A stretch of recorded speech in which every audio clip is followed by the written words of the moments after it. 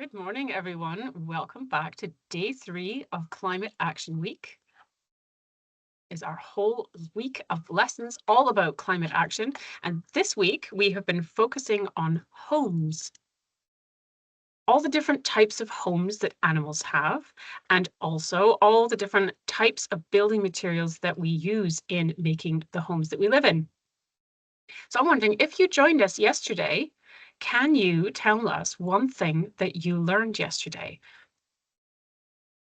Maybe it's something to do with house building, or maybe you joined our lesson for early years and learned about different types of animal homes. I learned a whole lot about the different types of materials. I'm not going to give away too much because we have some questions coming up that maybe you can answer. But I thought it was really cool to see all the different steps involved in building a house. That was very interesting. Yes, I see that somebody in the chat says they learned about heat pumps and that wooden houses are eco-friendly and the 6 steps of how to build a house. Yes, there's a lot involved in building a house. I mean, that makes sense, but to see all of the different steps all laid out, I found that very interesting. Types of materials, yes, and the stages of building houses and the checks to make sure that they are sustainable. That too was very interesting because that was something that I was not aware that was going on. It seems like you've all learned a whole lot from the lessons yesterday. Don't worry if you weren't able to join us yesterday, that's okay. The recording is available on our website if you'd like to watch it later. Right now, we're going to find out how much you already know about climate change. Before we get started with today's lesson, we're going to test your knowledge of climate change with some questions based on yesterday's lesson. Now, don't worry if you weren't able to join us, just have a guess and you can watch yesterday's lesson again later on. So our first question is, which of these building materials is the most sustainable? And I think there's a few classes that have been posting in the chat that know this answer already. But if you think it's bricks, put 2 hands up. If you think it's wood, put 1 hand up. And if you think stone is the most sustainable building material, put a hand on your head. Let's see what you think. I'm seeing a lot of 1 hands up. A lot of people saying wood. Nope, there's a few outliers. Some are saying mostly hands on your heads. And I can see why everyone is answering the answers that they are. Shall we see what the answer is? It is, surprise, it is wood. And the answer is, why wood is more sustainable is because of the energy it takes to make them. So bricks, like what my house is made of, need a lot of energy to make them. And this releases greenhouse gases. And then also stone takes thousands of years to produce. And then it needs to be dug out from quarries, and that takes a lot of energy. Whereas wood is a renewable resource because it regrows relatively quickly. And in order for wood to be a sustainable building materials possible, we still need to make sure that we manage our forests in a way that supports nature and doesn't damage the land. So we really need to be responsible about this. We should also remember that we can reuse bricks and stone, which makes them more sustainable option. So if we take down a building, we can always reuse some of the materials that we have there instead of making new. And this is the case with a lot of things. Okay, question 2. Which of these heating options is more sustainable? Is it an air source heat pump? Put 2 hands up. Is it a gas boiler? Put 1 hand up. Is it an oil boiler? Put a hand on your head. You may be thinking about all the different kinds of heat options that we were learning about yesterday. I think we were talking about how many people have all of these different options in their houses. Lots of different ways to heat a house, especially on a morning like this one. It's quite important to have a nice warm house. It's quite cold. Let's see, mostly 2 hands up so far. And that would be 2 hands up would be the air source heat pump. Let's see if we're right. Well done. Gas boilers and oil boilers are powered by fossil fuels. And we know that burning fossil fuels releases lots of greenhouse gases into the atmosphere, and that can make climate change worse. But an air source heat pump uses electricity to run it, and providing the electricity used comes from a renewable source that doesn't release greenhouse gases, like, say, solar energy or wind power, then they can be a very sustainable option. Let's try another one. Which of these insulation materials is more sustainable? Could it be fiberglass? Put two hands up. Could it be plastic foam boards? Put one hand up. Or is it cellulose? Put a hand on your head. This is materials that you don't always see in your house because they're inside the walls. So it was interesting to see them in yesterday's lesson and see how they're installed in a house and what they do. Oh, there's a big mix of answers today. For this one, we've got a mix of two hands up and one hand up. We've got lots of people saying hands on heads. There's a whole mix. This is a tricky one. A mix of them all. Let's find out what the answer is. The answer is cellulose. So I'll explain why. Plastic, like the plastic foam boards, is made from fossil fuels, and it doesn't degrade in the environment when we're done with it. So it's not very sustainable. And fiberglass is made from tiny glass fibers. Glass is made from sand, and while fiberglass can be made from recycled glass, it can be harmful to your skin and your lungs if you breathe it in. And because it's glass, it also doesn't degrade in the environment when we're finished with it or if it breaks, right? Cellulose insulation is mostly made from recycled paper. It doesn't need a lot of energy to make, like fiberglass does. It takes a lot of energy to make glass. And cellulose breaks down in the environment. So this is the more sustainable option. Now, today, my colleague Nicola from Keep Scotland Beautiful is going to talk to us about how to design a sustainable home. And we'd like to have a big thank you to the Scottish Ecological Design Association for providing some of the images and the information to support this lesson. Thank you very much to them. I will say, if you have any questions for Nicola during this lesson, please put them in the chat because we're going to try to answer as many as we can toward the end of the lesson. Hi, Nicola. Hi, Kat. Thank you very much. Thank you. So hi, everybody. As Kat said, my name is Nicola. And today we're going to be looking a bit more about sustainability. So we did quite a lot yesterday, didn't we, with other Nicola? Two Nicolas, just to confuse you, talking about how we engineer and build a sustainable home. So today we're going to be looking a little bit more about design and what we can make our houses look like outside and in. So the first question I have for you is, what do you think it means to live in a sustainable home? What does that look like? What does the sustainable home look like? I'd love to hear your thoughts. And you can think about any aspect of the house at all. What do you think that means if I say I live in a sustainable home?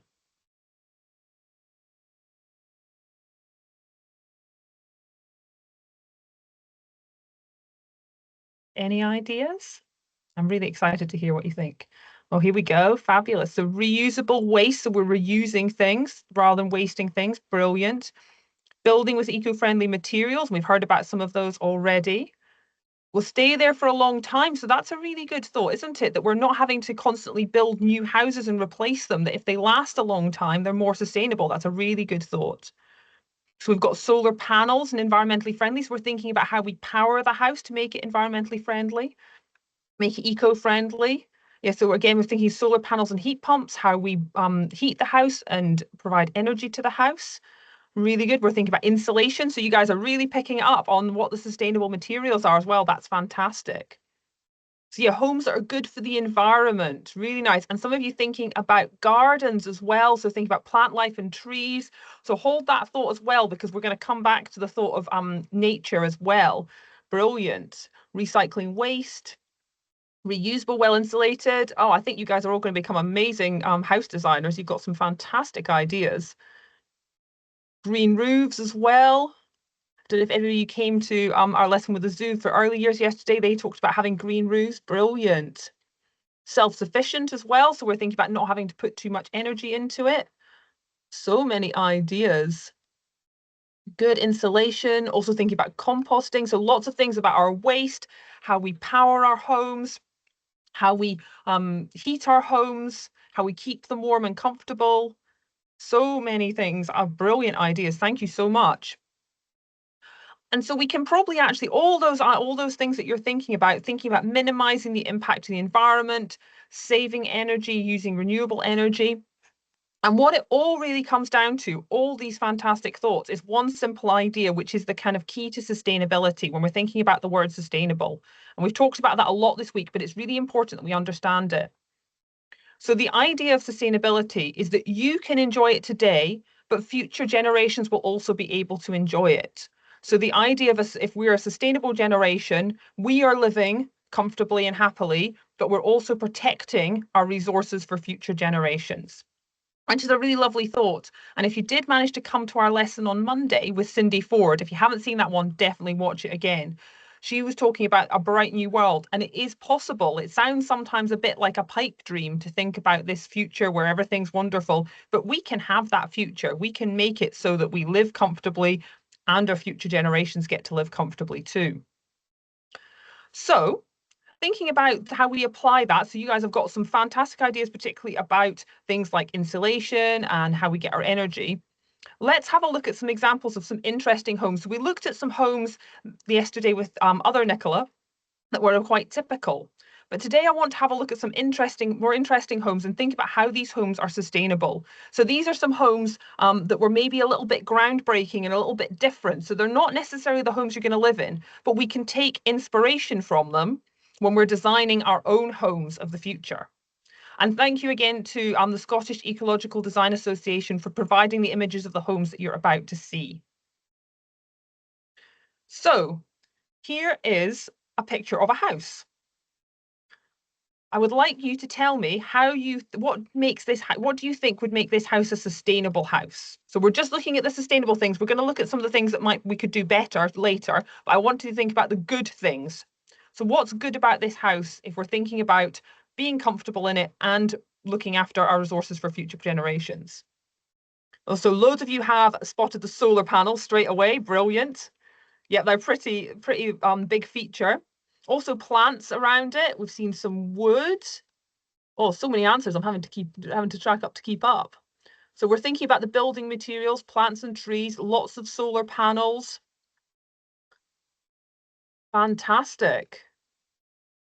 Open for light. That is a really good thought, actually. Windows as well. So we're thinking about having our well-being as well. So light is really important. So we want lots of light in our house. Quite a few people have noticed the windows and the glass. And I can see P5 there, Miss Miller's class, talking about warming the front of the house as well. So that's a really interesting point. So really fantastic answers there. So we can see we've got this massive bank of solar panels. So this is called the Oxford Eco House, and it was actually built back in the 1990s. So sometimes we might look at these houses and think they're kind of futuristic. This was built 30 years ago. And it was designed by Professor Sue Roth. And this was famous for having the first solar roof in Britain. So you can see the whole roof is solar panels. So we clocked that really quickly, didn't we? We also noticed, so if you look at the solar panels, there's some slightly different ones. So you can see there's the kind of main ones at the front, and then there's some slightly different ones under the windows. So we can use solar power to create energy and electricity, which is the one we most know about. But there's also a different type of solar panels we can use to heat hot water. So we can heat our water with the sun as well, or we can use the electricity to do that too. So that's saving a lot of energy, isn't it? And we've also got some really interesting things that you notice, which is the big windows, and we've got this big kind of conservatory area on the front. Now, windows can be tricky because if you think about it, if you think about a wall of your house, and we talked about insulation yesterday, there's either some have cavity walls, so you've got maybe two sets of bricks and a cavity between, and you can fill that with insulation. So that's really thick and cozy. Or maybe you've got a wooden house with loads of insulation in between. So you think about the thickness of a wall, then that's really thick and keeps a lot of heat in. Whereas glass, if you put your hand on a window on a cold day, that lets a lot more heat out. So we have to be careful sometimes. We want windows to keep allow lots of light in, but they can lose heat. So we can think about putting things like double glazing in or even triple glazing. But someone also noticed that because we've got these big windows and those windows are facing south, so most of our light comes from the south up where we live in Scotland, that actually pulls a lot of heat into the house. It's a thing called solar gain. So that's really good as well from this house. So it's pulling heat in, again, saving energy. And I can see a couple questions coming in. So just in answer to one for the Ecological Design Association, I actually work for Keep Scotland Beautiful. So we're just using their fantastic images, but I can ask them if what they enjoy about working with SEDA. And so the bricks aren't made of cork. They are bricks, but they're a kind of funny color from what we're used to. So it's just the different types of material that go into making the bricks. So these are standard bricks. They're just a slightly different color from the red bricks that we're kind of more used to seeing. So we've got lovely solar panels. We've got this heat energy coming in that we're able to pull in with our big windows. Is there anything that you think we could do to make it more sustainable? If we built this from the start, so we're always thinking about building new houses. We're not going to knock down a house and start again because that would waste a lot of energy. It's more thinking about what we can do for our house, the new houses that we're building. So does anybody think of anything that might make it a little bit more sustainable? It's a very sustainable house. Oh, and we're getting the ideas. Yeah, so maybe using something like wood or a more sustainable building material compared to bricks would probably be quite a good, maybe a thing that we could do. Oh, and yeah, someone else is suggesting we could add a windmill for wind power, so we could add some extra power in. Or a heat pump. Yeah, it doesn't say how this house is heated, but back in the 1990s, it probably wasn't heated by a heat pump because the technology for those wasn't around then. So it might have actually been mostly heated by their solar panels. But yeah, we might need to change if we've got an oil boiler or a gas boiler, we might need to change that up. Oh, yeah, compost and recycling bins, that's an excellent idea. And also, yeah, cooling system. So that's really good point. So while as the big windows let in lots of light and trap some heat in, we might actually end up getting a bit hot, might we? So we do need to think about cooling systems, and we need to be careful with those because if we use things like air conditioning, that uses a lot of energy. So we might want to do something like maybe put some shading across those big windows. So for really hot days, we can shade them over and get less heat coming in. Really good thought. Just having a look, plant more trees, have a greenhouse. So yeah, there's lots we can do. So definitely come back tomorrow to find out more about what we can do in the garden as well, because you've got some fantastic ideas of what to do in the garden. Having a pond and a greenhouse and a bug hotel. Yeah, lots of space for wildlife there if we help it. Brilliant. Let's have a look at our next house. So that's a house that looks kind of like what you would normally see as a kind of typical house. Let's have a look at one that looks a little different. So this is a slightly different house. This is called Stilt House. And it was designed by a Bangladeshi architect, Marina Tabassum. What do you think makes this a sustainable house? One thing to think about, why do you think it is the shape and design that it is? What do you think makes this one sustainable? So we're starting to think about the materials. So we've got lots of wood in there. There's actually quite a lot of bamboo in there. So the big struts that you can see there, they're bamboo, which are that's a renewable source. Again, provided we manage the bamboo forest correctly, that's a really sustainable resource. Someone's mentioned there's not a lot of room, so it's not a big house, is it? But we're noticing lots of wood. It's quite small, and actually that's quite good. So a small footprint, the smaller the area the house takes up will have a less of an impact because you've got to dig out less ground. You're going to have less water coming off the roof, which is a good one to remember for tomorrow. So yeah, a small house can actually be pretty sustainable. Yeah, wood and bamboo, some nice windows.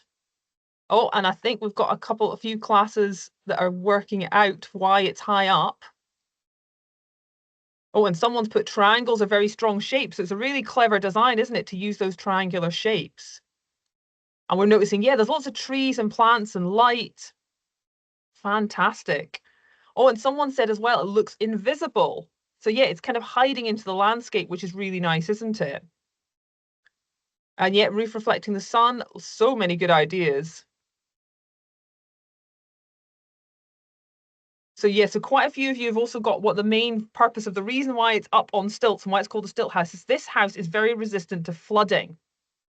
So if we've got a big flood, what can happen is if you've got a house that's on the ground, the water comes in and it does a lot of damage. With this house, if there's a flood, the people are safe up in the house and things don't get damaged. The water can come in underneath and doesn't damage the house above. It's also, if you look at the materials that are used, it's very affordable. So it can feel like a lot of these sustainable homes. I know there was a kind of question yesterday, is this just going to cost loads and loads of money and these houses are only for the very rich? And that isn't the case. Sustainable houses should be for everybody. And there's lots that we can do to make them very affordable. And I know this is probably a bit smaller. This isn't maybe a house that you would necessarily want to live in this country, but we can think about these ideas and use them to make houses that would suit this country better. And we can make them very, very affordable by using the right materials and thinking about how we design them. So it's a nice, simple, affordable house. It's got a minimal impact on nature. Like you guys said, there's lots of nature around it. There's not a lot of damage to the surrounding area. And there's this lovely outdoor space as well, isn't there? So you can feel connected to nature. And we could also things like we might be able to replace some of this if it's damaged quite easily rather than having to knock it down and start again. So you've got some brilliant ideas. Well done. What would make it a bit more sustainable? What do you think we could change at all? It's a pretty sustainable house, this one.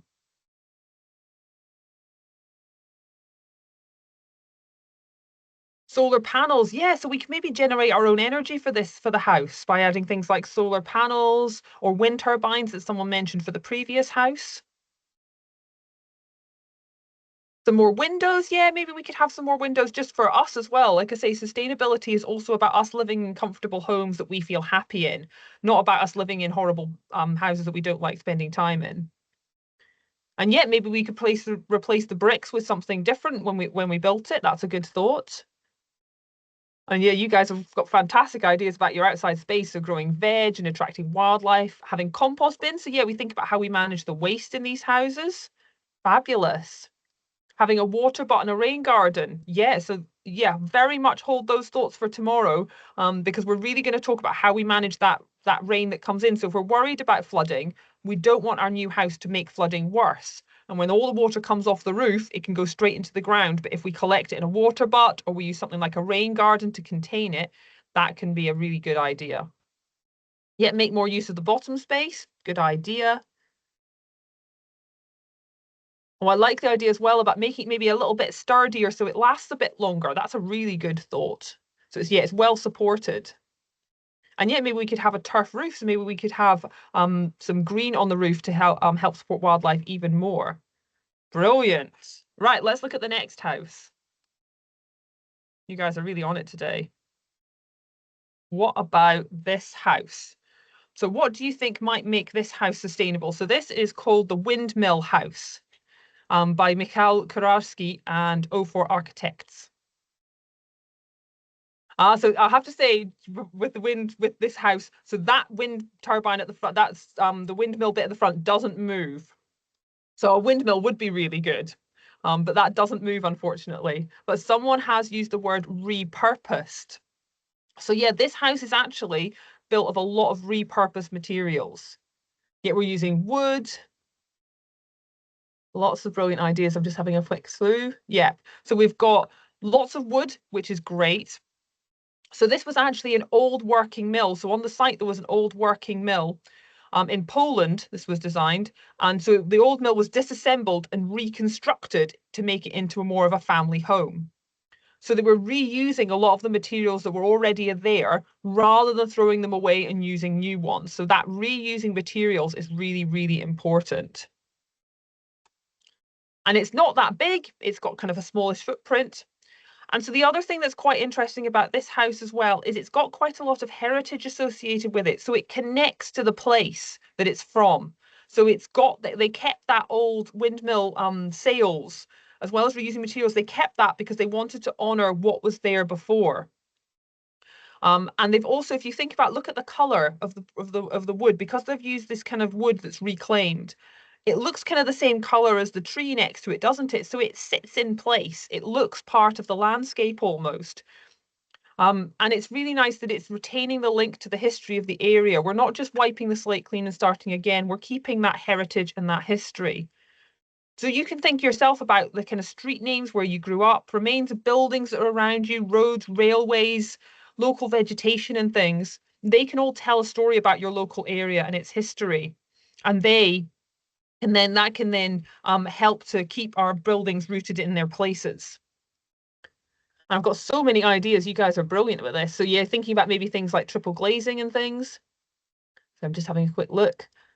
So someone's already saying about, so what could make it more sustainable? Someone's already said we could do things like adding solar panels. We could maybe add a wind turbine as well, couldn't we? We thought maybe that windmill was powering it, but maybe we could add a wind turbine or solar panels to create more heat. Oh, someone's also actually made a very good point about why it's good. It does look very accessible, doesn't it? So it's hopefully we might have quite a few stairs in the house, but certainly the ground floor is nice and easy to get into. I like the idea of getting the windmill working. I'm not sure whether it would be possible, but it's a lovely idea, isn't it? But yeah, we could add some solar panels.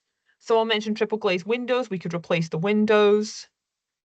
We can definitely do more in that garden, couldn't we, to look after our nature and maybe grow our own vegetables. Well done.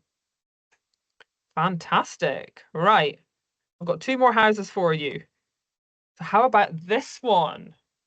So this is more of a we've kind of looked at quite a few kind of houses a bit more in the kind of country maybe. Let's have a look at a city house. So what do you think might be sustainable about this one?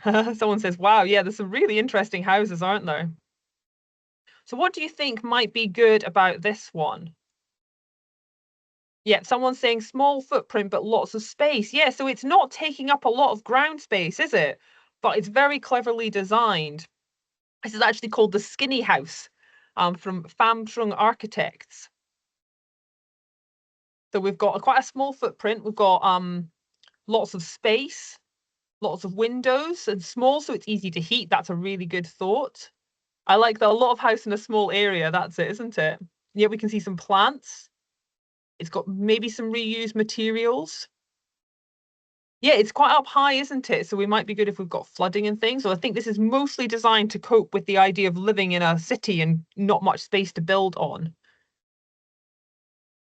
Fabulous. Lots of ideas. Yeah, and they've not got, it's really nice a point about the garden. They've not got a garden, so they've made the use. And yeah, someone talking about the materials. So this is actually a building that's made of concrete. Now, concrete can be pretty unsustainable depending on how we make it. It's actually one of the new innovations that's coming is how to make concrete in a much more sustainable way. So maybe what it's made of isn't the most sustainable, but it's built on a very small footprint. Even though it's got lots of space, even though it's on a very small area. And we've got nice windows, like we've said already, to maximize the light. And can you see the shutters that are over the front? So we talked about that with the first house. Do you remember the Oxford house with the big solar panels and with the big conservatory? So this house has these shutters, and that means that we can keep heat in at night, but let the heat in from the sun in the day. And also, if it gets too hot, we can cover over those windows. So we can really, yeah, we can really manage our heat there, which is really good. It's got a very clever design.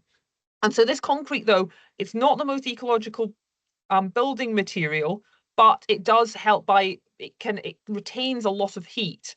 And it's kind of so it's a really good at buffering the heat so that it keeps things a bit cooler on hot days and a bit warmer on cool days. So that can work quite well. So we do have to balance these things, that the materials that we're using, but also the properties that they have to help us manage the building when it's actually running. So we've got to think about what's happening, how we make the materials, how effective they are when we're using the building, and then what happens to them at the end of the building's lifespan. It's a whole kind of life cycle that we need to think about. And we've got some ideas of how to make it more sustainable. So we could maybe think about what we're making it from. And someone suggested putting a green roof on. That's a brilliant idea. This would be ideal house for a green roof. It's nice and flat, isn't it? So yeah, that's maybe the main thing to think about, making it more sustainable. So I've got one more to show you now. The next one I'm showing you isn't a really, really sustainable house, but this is more to think about opening our minds to what a house can look like. So we're not going to think about how sustainable this house is. I'll just tell you a bit about it, but I want you to look at it and think, could you live in a house like this? So this is the spaceship house, which was designed by the architects Futuro. And it was designed by, so this was a Finnish architect that was designed to be, these were meant to be remote ski huts. So the idea was they were actually going to be airlifted into place when people were using them, and then they could be picked up and moved around. So this is the hard to get furniture is an excellent point. So yeah, this might be a little bit out of there, but at least half of you would like to live there. So think about, why do you want to live there? It's really fun, isn't it? It's bright colors. It's really cool. I would quite like to live in this house. But remember, a house can look however you want it to. We're used to, kind of square walls and things. But we can have curves, we can have different shapes. And I say the idea was it was a remote ski hut. There's only a certain number of these. They didn't really catch on. It's not particularly sustainable because it's made of metal and it was going to be airlifted in. It's got these kind of concrete pillars. So it's not the most sustainable, but the idea is to actually remember that you could change this house to be sustainable. So maybe have a think. I'm just having a look at some of the things. Yeah, reduce, reuse, recycle. So yeah, stands out from nature, and some people wouldn't like that. That's a really good point, isn't it? So the windmill house really blended into its background. This one does stick out a little bit. Does look quite fun and roomy. It does look a bit like the Teletubby house, you're right, and the yellow submarine. And yeah, it does like a spaceship as well. So it's really kind of sparks your imagination. Yeah, some people say maybe more of a holiday house. So yeah, it could be good for floodproofing. That's a really good point. Um, And someone said it looks like it belongs in a play park, but it's a really good point. Why can't we live in a house that looks like it belongs in a play park? We can live in these beautiful houses that look like actually really good fun. So yeah, so we could think about colors and things, maybe make it blend in more, maybe think about what it's made from. So there's lots we could do to make this house more sustainable, but this was just a little one to think about. Houses don't have to be kind of what we kind of think of them as these kind of boxes and things. We can be a little bit more adventurous. So if you are taking part in our design your sustainable home activity, do think about having a bit of fun with it. You can use colors, you can use different shapes. Houses don't have to be square boxes if you don't want them to be. Good point about the plumbing as well. So just I'm keeping an eye on the time. So that is the outside of a house. What about the inside? So we're going to have a little think now about going on the inside of our house just for the last few minutes. So I would like to ask you, what makes you feel happy in your home? So when you're at home, what makes you feel happy? What makes you feel safe and comfortable? What is it about home that makes that for you? And that can be a little tiny thing. Oh, we go cozy bed, warmth. So yeah, we want to feel warm, don't we, and cozy. Oh, all people liking beds here. I like it. Fireplace, family. Yeah, so it's about the people that are there as well. Tasty food, pets, warm, cozy beds, toys to play with, friends, having your own space, a hot bath. Oh, I like it. So lots of cozy words, aren't there? There to play, full kitchen, dry, blankets, pets, family makes you feel cozy, sturdy, safe feeling, fun. I like that word. Having your own space, your own things, liking the TV, having a roof over your head, someone who cares for you, reading quietly, doors. Oh, so many wonderful things. So all these lovely things. Oh, hugs. That's my favorite one yet. So yeah, it's a safe place where we can be ourselves, we can spend time with the people we care about the most, we can be cozy and warm and safe. And one of the things, though, that can really help with that feeling of being kind of calm is to think about how we can maybe connect to nature. So a lot of us have talked about gardens and looking after nature, but part of that looking after nature is actually, it really makes us feel good. as well. So a way to kind of make us feel even more calm and safe in our homes is to think about connecting to nature. And it's really important. So it's important for our mental well-being. The closer we are connected to nature, the better we feel. And also, the more we connect to nature, the more we want to protect it, which is a really good thing as well. And it's really important to actually feel connected to nature rather than knowing more about it. So we want to actually just try and connect to it. And way to do this, someone's already said having a garden and lots of plants, which is fantastic. So how can we bring those maybe inside? So we're going to have a little bit about interior design and how we could maybe bring nature into our homes. So when you're thinking about designing the interior of your homes, if you do our activity, how could you bring nature inside? So the way to do this, I'm just going to go through this, is we can think about all of our different senses. So someone's mentioning plants, but we often think about plants, which is a really good thing. Indoor plants. I love indoor plants more than my family likes me for loving indoor plants. But think about all the other things that we can do as well. So we can think about textures that are more natural, colors, patterns, smells as well. Think about things smelling actually natural. Light as well. We've talked about the importance of light, and if you mentioned how it's lovely to have that lovely light in your house, and that's a really natural thing. So being exposed to sunlight rather than artificial light. And water as well. So having that exposure to nature and water. So if you live near this, if you're lucky enough to live by the sea, you might be able to see water from your window, or maybe if you live near a river. But otherwise, we're kind of disconnected a bit from things like water. So that can be a nice thing to think about how we bring that in. So quite a lot of people saying plants. Some of you also thinking about things like wood paneling, so natural materials, and thinking about furniture.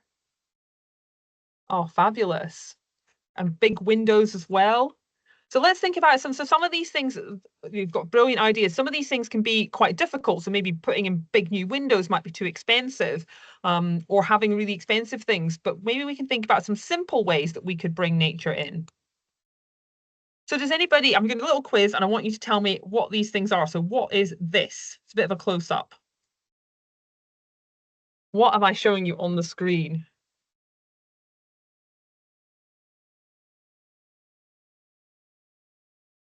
Someone's saying basil, it's a leaf, a plant. Yeah, so this is actually some herbs from my kitchen. And so one of the simplest ways, what you've already said, is to have house plants. And they provide color, bring the outside in, especially if you put them on the windowsill. They can really bring the outside indoors. And someone already mentioned growing your own food. So growing things like a few herbs is actually a really nice way to save a little bit of money and to have that outside in. Okay, next one. What is this? I'm just keeping an wee eye on the time, so we're going to go through these not too slowly. So if people saying wood, a table, flooring. So yeah, it is wood. So this is actually a chopping board. So again, remember not just the appearance of this natural material, but texture and touch. So we think about having natural materials, not that we can just look at, but that we can touch and feel as well. So like wood, bamboo, stone, cork. And it doesn't have to be complicated or expensive, like I say. So what could you use this for? So let's think about maybe having something useful in our house. What could we use that for? There's a little stone with a hole in it. Anybody got any ideas about what you could use that for? Oh, pumice, that's a good idea. Maybe think about the hole. What could you put in the hole? Any ideas? Your feet, yeah. A lot of people using these for pumice stones. Good idea. Decoration. Yeah, it looks beautiful, doesn't it? And again, think about that texture as well. So this is one of my colleagues has a pencil holder. Oh, someone got there. Well done. So we can use it. You can use that as a little pencil holder. And one more. What about this? What could you use this with? I'm loving all these ideas that are coming in. I like the necklace idea as well. What could you use this one for? Oh, someone said soap dish decoration. Yeah, it's beautiful, isn't it? A plate. Yeah, you could use this as a little plate. Decoration and instrument. Oh, I like that idea. Jewelry. An earring holder, a fan. So many brilliant ideas. So again, this is my colleagues. He actually uses it as a soap dish, but you could use it as any of those things. So again, think about little things that you can do and just that little bit of nature, that little bit of thing that's lovely to touch, to look at. Maybe something that you could have that sounds nice. Brilliant ideas, everybody. So hopefully that's helped you learn a little bit more about how we can design our homes, maybe inside and out, to support our well-being. We've seen how nature can help us with our well-being, but as you'll find out tomorrow as well, it can also help us to tackle the effects of climate change, including flooding. So you guys have already thought about gardens, so we've looked at how nature can help our well-being. So let's think about when you're designing your houses, how you can bring nature inside. But tomorrow we're going to look a bit more about how it can help us to tackle the effects of climate change. Okay, and I'll hand back now to Kat. Thank you so much for all your fantastic answers. You've been so helpful in giving me so many interesting things to work with. Thank you. That was brilliant. Thank you so much for that, Nicola.